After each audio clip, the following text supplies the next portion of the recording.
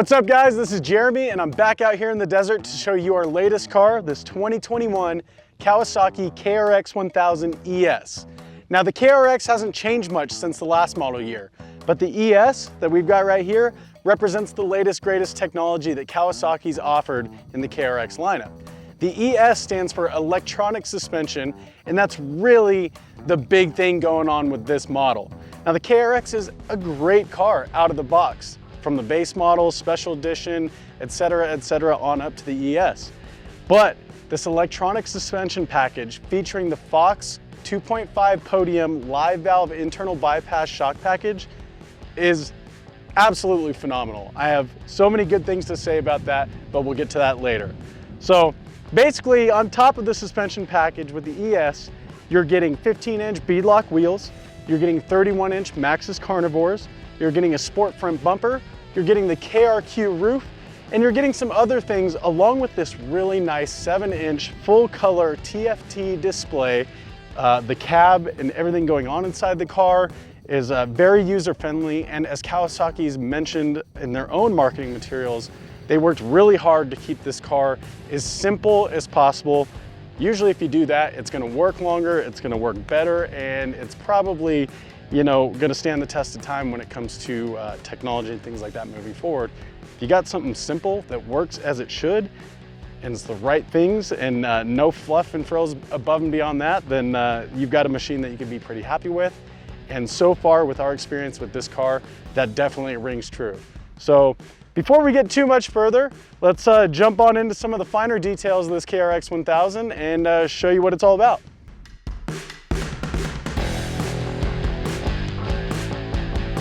So at the heart of the KRX is a 999cc parallel twin dual overhead cam 8-valve motor that puts out about 112 horsepower and about 78.5 foot-pounds of torque. It's not too bad. The one thing that you hear a lot with the KRX is it's underpowered, blah, blah, blah, blah, blah. It's just different, let's say that. That motor is tied to a traditional CVT transmission with a belt, but that transmission does have a secondary clutch. It's a centrifugal clutch that more or less keeps tension on the belt and prevents that hard slam that you get with other models out there. So power delivery with the KRX is very smooth, it's very linear. It doesn't throw you back in the seat, it's not some wild ride, but it's there, it's definitely there. And it's a lot of torque down low. It's a very different power delivery, not bad by any means. The transmission has a high and low gear, and of course, 2-wheel drive, 4-wheel drive, or 4-wheel drive with a front differential lock.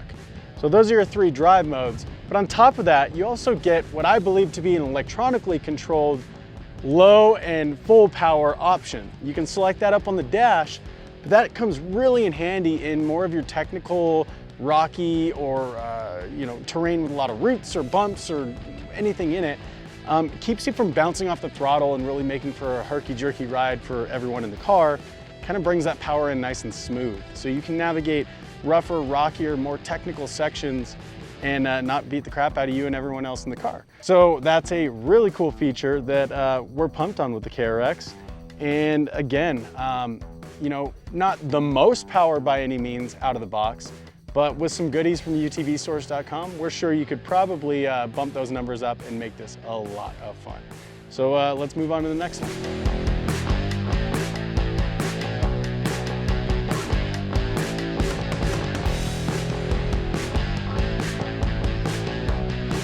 All right, now let's take a quick second to look at some of the finer details of the chassis, some dimensions, things like that. Most of your cars on the market are either a 64-inch wide or a 72-inch wide car. I'm talking track width. 64-inch wide cars are, I would say, more of the norm, have kind of been the standard for a long time. And your 72-inch wide models are on more of your sport, your performance, your long travel cars. You're usually paying a pretty penny for those things. The Kawasaki KRX slots right in the middle. It's a 68-inch wide car. It's got a 98.8-inch wheelbase, so it's not the shortest. It's not super long like a 4-seater. It's absolutely perfect. Just like the engine and the transmission, the way they work with this car to just be the right amount of power, the chassis is just the right amount of dialed. We're working with a double wishbone upper and lower control arm front end, and then a 4-link rear end with trailing arms. This setup yields 18.6 inches to travel up front, and just over 21 inches of wheel travel in the back. If you look at the components, they are big, they are beefy. The tubing is big, the wall thickness is solid. Everything about this car just screams well built. Going even past the suspension arms and everything like that, into the chassis, the frame. I feel very safe and very comfortable not only looking at this car, but then driving it and being in it, bottoming it out or whatever. That's actually been kind of hard to bottom it out, but driving this car hard, it does not feel like it's going to shake itself apart. It feels like you could do it day after day after day, and this thing will still be kicking years down the road. So kudos to Kawasaki and their engineering team. Again, I believe that goes to the KISS method. When you keep it simple, you keep it strong, you keep it working. We can't say enough good things about that. The KRX also features an electronic rack and pinion steering system, which gives you very light, very nimble feel when you're behind the wheel, whether, again, you're in the rocks, you're on a track, you're out in the sand, it just works, it works well. You could flick the wheel for those hard turns or give it very little input when you're navigating more technical sections, and it's gonna turn the wheels and get you where you need to be. Now, when you're talking about a car that's got bigger, beefier, more heavy-duty components, there's gotta be a catch, right? Well, there is. The KRX is heavy. It's a 1,900-pound car. 1,944 pounds to be exact. Now, what you get in exchange for the weight is you get 31-inch Maxxis carnivores. You get 15-inch beadlock wheels. You get these high-end Fox shocks tied to a bunch of electronics that are in this car, adding to that weight, but making it smarter and more high performance and more dialed for you. So again, yeah, there's a catch, but it's not much of one. I'm gonna take that trade every time. So just keep that in mind. When you're looking at specs, you might shy away from horsepower or weight, this, that, the other. Again, just like everything else we've talked about, it just works. It's all right for the KRX, and we highly recommend this vehicle.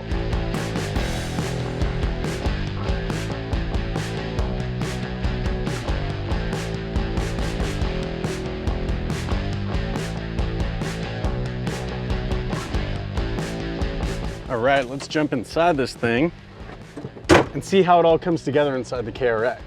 So the first thing you're gonna notice is this car is very roomy and very comfortable. You get inside, you sit in your seat, you lock your belt down, there's plenty of room. I'm 6 foot, and I actually drive this thing with the seat one click away from all the way back. There's that much room, and for smaller drivers, there's plenty of adjustment the other way.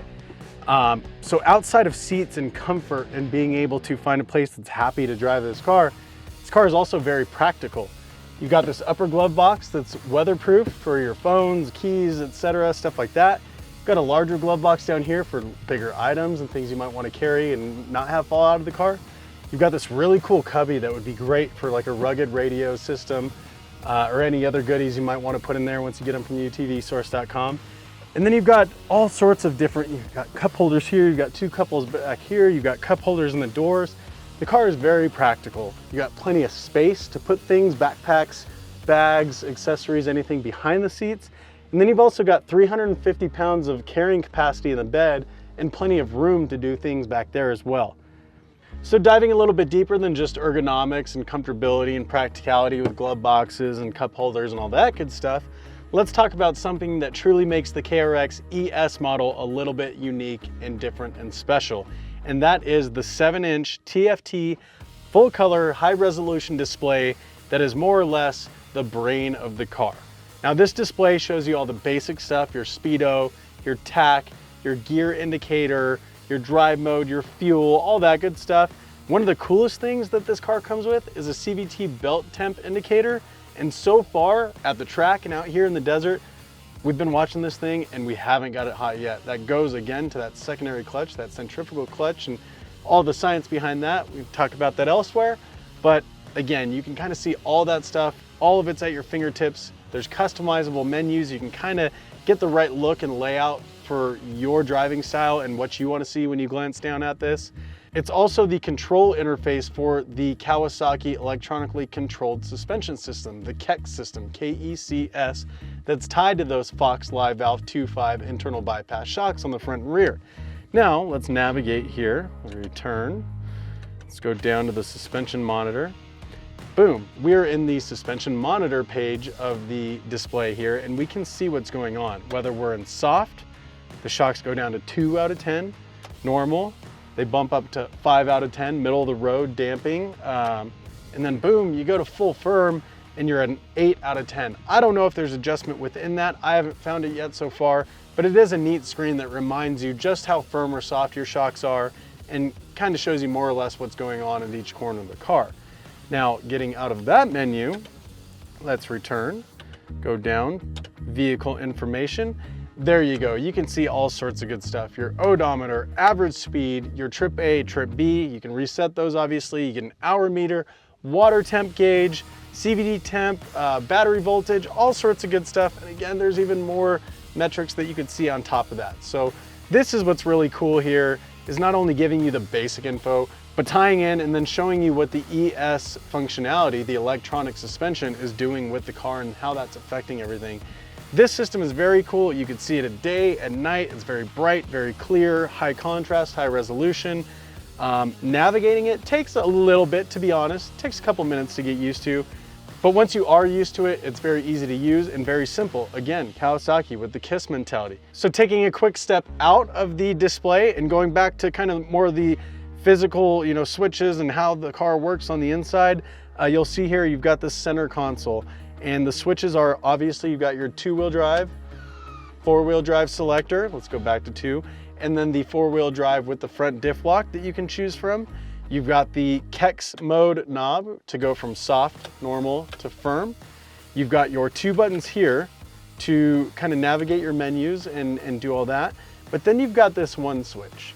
This is the high and low power switch that I referenced earlier in the video. This is not a high and low gear like you would find, actually in the transmission, a mechanical high and low. This is an electronic high and low. When you switch this down, you've got to come to a stop. You switch this down, and that's normal. That will result in an F on the display, F for being full power, or fast, whatever you want to call it. I think it's full power. You click it into low, you get an L on the dash. I didn't know what that was at first, but then I got into some rocks and technical stuff, and it's low power. And that doesn't mean it makes the car any slower per se. It just changes what the pedal is doing when you put it down. It makes it a little less aggressive so that your pedal movement is not bucking your head or your passenger's head all over the seat and bouncing them off the dash and all that good stuff. It's made specifically to maintain better control over the car and the accelerator in the rough, rocky, tricky, technical trails.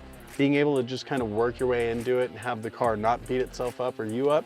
Very cool, lots of technology going in this car, and again, it's the right amount. Kawasaki didn't go overboard on anything, giving you something you didn't need. Everything here serves a purpose, and that purpose is to improve the driving experience and allow everyone from the new driver, the beginner, the first-time UTV owner, to the more seasoned, experienced veteran driver, racer, whoever that might be, to have a good time in this car. So that's the ergonomics. That's some of the function of the car. I think it's about time we strap some cameras on this thing and start cruising. I want to go hit some sand, hit some rocks, kind of show you guys where the car does well, which is pretty much everywhere. Honestly, this KRX is an all-terrain vehicle, and I'm not trying to be cheesy in any sort of way, whether it's sand, whether it's rocks, open desert, mud, all-terrain, off-road parks. This thing is gonna shine for pretty much everybody. So let's go rip it. Let's have a little fun.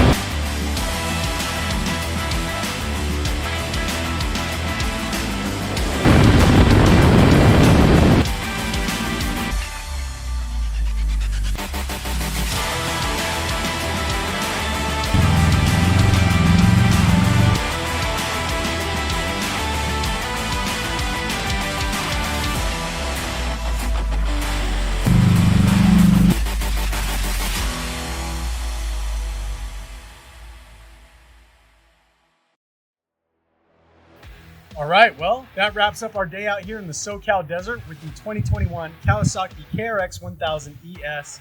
And I gotta say, I am so impressed with this car out of the box. It's comfortable, it's capable, it's compliant, and you can tell there's a ton of room for upgrades to make this KRX even better than it is. Now, who's this car for? Honestly, this car is for anybody. The brand new beginner, first time UTV owner, or the seasoned vet are gonna have a blast with this thing. It's got all the technology and all the equipment to go hit big old rolling whoops, or go have fun carving up the sand dunes, or go smashing through the rocks.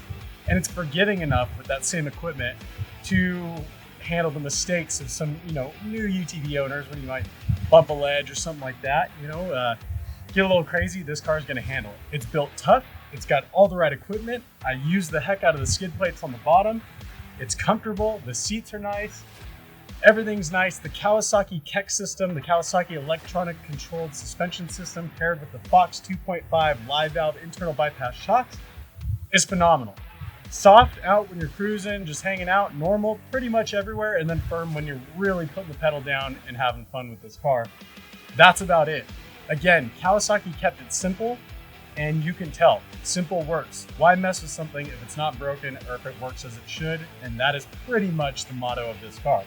No frills, no bells and whistles that you don't need, everything that you do. It's an absolute blast.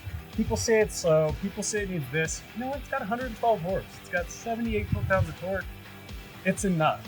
If you uncork it, you go to UTVSource.com, get a pipe, get a tuner, throw a couple little things at this car, it's gonna go a long way, you can tell. It's already got all the other equipment. 31-inch carnivores, beadlock wheels, it's got a roof, just some little additions, and this thing is gonna stand up there with the best cars on the market. So again, our hot take on the Kawasaki is you definitely should be looking at it. If you're into a two-seater, hopefully Kawasaki blesses us with some force reduction, maybe a 4-seat KRX model down the road. But for right now, I'll take this two-seater all day long. It's an absolute blast. It is probably the best all-terrain UTV you can buy right now, and I'll stand behind that. So that's enough on the KRX. I hope you follow along. Make sure you like and subscribe. Make sure you comment down below. Let us know what you like, what you don't like, what you want to see us build next. Follow us on Instagram, TikTok, all that good stuff. And then make sure you sign up for our newsletter and our VIP list so you get all the best deals from UTVSource.com. That's enough for this car. Again, my name is Jeremy. I hope you had a blast, and I'm out of here.